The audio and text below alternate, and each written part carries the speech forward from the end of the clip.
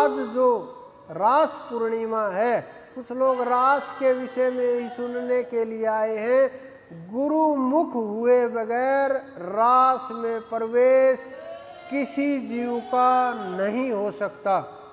कितना भी प्रयास करें, अगर आप समझते हो कि शरीरों का मिलना रास है तो ये आपका भ्रम है।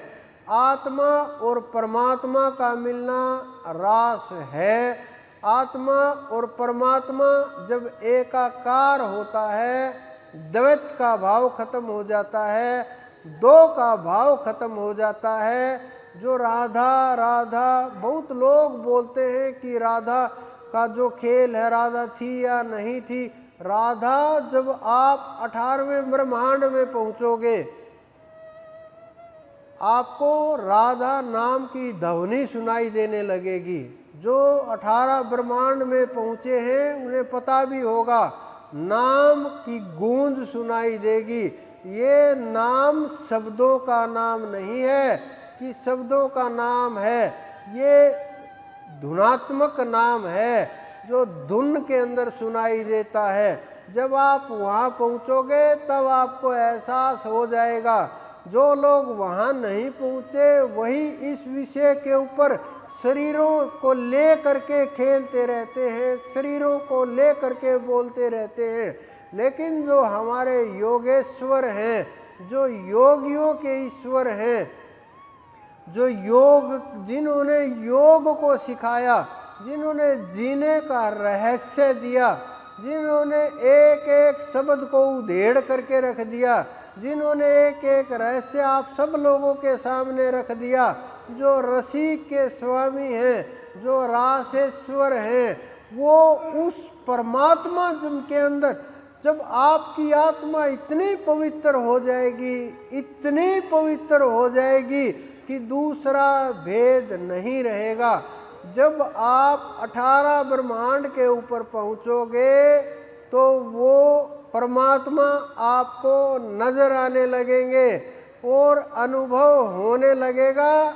और जब आप उसको पार करोगे ब्रह्मांड को, तो नाद बदली हो जाएगा। जब नाद बदली होगा, नाद के साथ साथ नाम बदली हो जाएगा, नाम के साथ साथ रूप भी बदली हो जाएगा। और फिर खेल शुरू होगा आत्मा और परमात्मा का।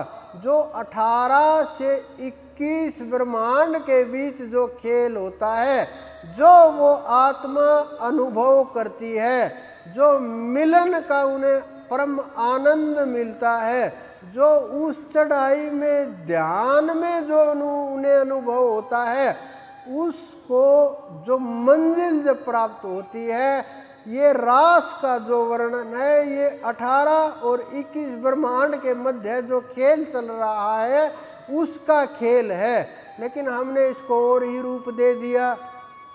हम संसार में ही फंस गए कि स्त्री और पुरुष का मेल ही रास है। कुछ लोग तो रास को वैसे ही कुछ भी बोलने लगे, इसका महत्व ही नहीं समझ पाए। कुछ लोग राधा को ही नकारने लगे। राधा, मैं उस राधा का जिक्र नहीं कर रहा जिसके पीछे आप भाग रहे हैं, जिसको आप मान करके बैठ गए हैं, जिसको आप मंदिरों के अंदर पूजते हो, जिसको आप श्री योगेश्वर के साथ खड़ी कर दिया। मैं उस राधा का जिक्र नहीं कर रहा, मैं उस नाद का जिक्र कर रहा हूँ जो धीरे धीरे 13 से गूंजना शुरू हो जाता है और 18 तक खुल करके सामने आ जाता है बिल्कुल।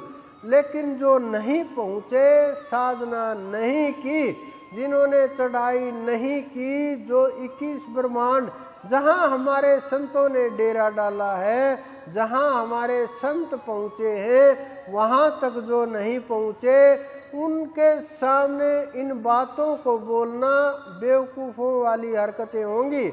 तो आप जब साधना करोगे तो ये रास आप भी अनुभव कर सकते हैं। लेकिन उसमें आयु का कोई विधान नहीं कि युवा अवस्था होनी जरूरी है या बचपना जरूरी है या वृद्धावस्था जरूरी है।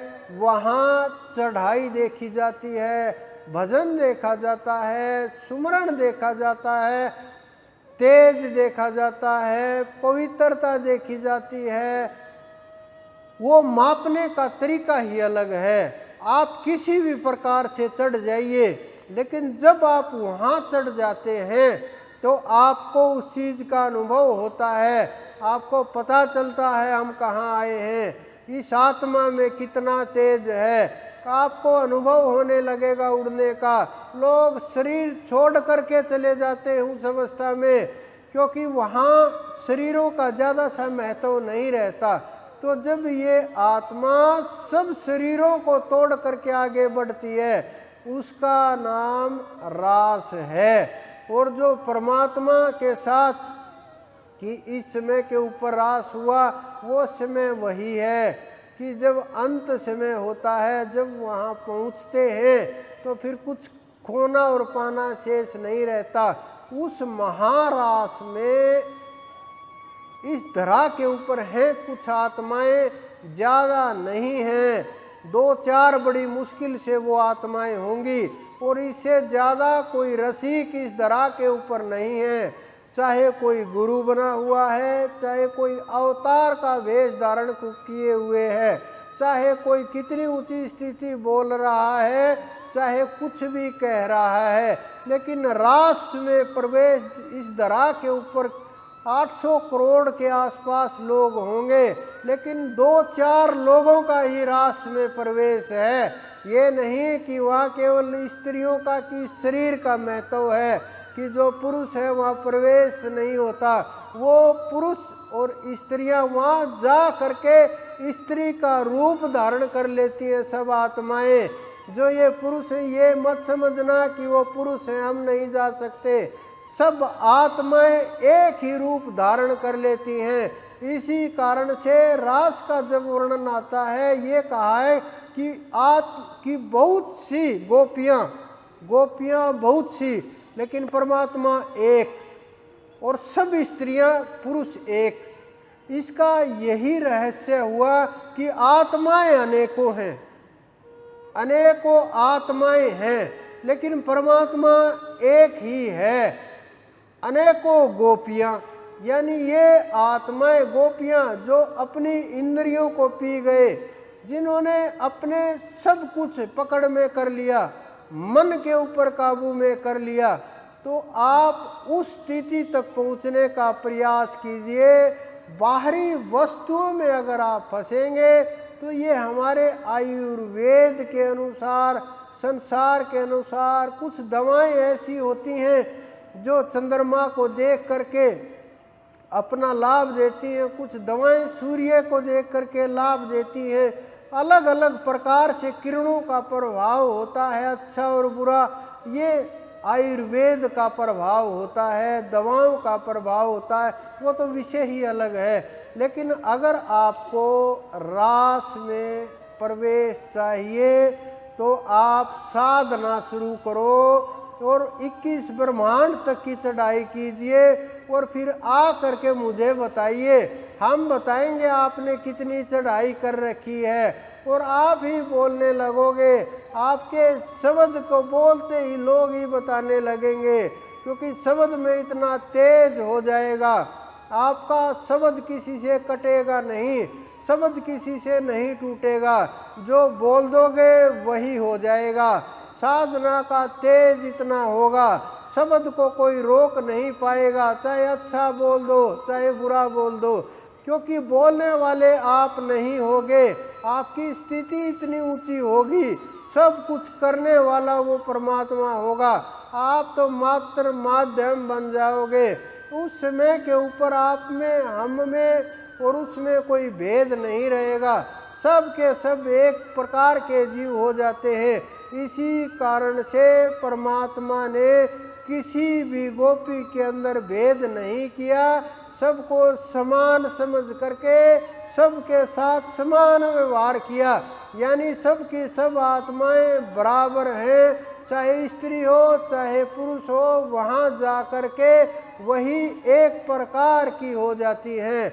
आप ये मत समझो कि आप स्त्री हो तो वहाँ भी स्त्रियाँ रहेंगी, कि आप पुरुष हो तो वहाँ भी पुरुष रहेंगे, वहाँ ना स्त्री है ना पुरुष है, वहाँ तो समान है सब कुछ, एक समान हो जाएगी, आत्मा ही आत्मा है बस, और कुछ नहीं है। तो आप ध्यान कीजिए, सुमरण कीजिए, और उस सुमरण के साथ आप जागने का प्रयास कीजिए। अगले प्रोग्राम का तो आपको पता ही है, पूर्णिमा को है, शायद 27 का। तो आप ध्यान कीजिए, सुमरण कीजिए, आसन और भोजन के ऊपर अपनी पकड़ बनाइए। आप सबके अंदर विराजमान उस परमपिता परमेश्वर, मेरे गुरु, मेरे इष्ट को मेरा बार बार प्रणाम।